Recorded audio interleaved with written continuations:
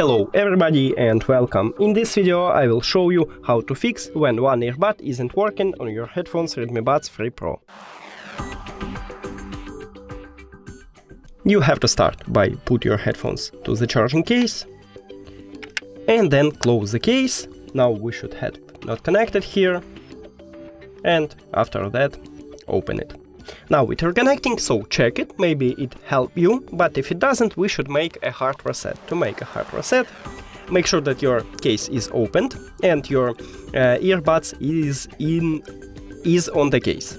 Now press and hold functional button for at least 10 seconds.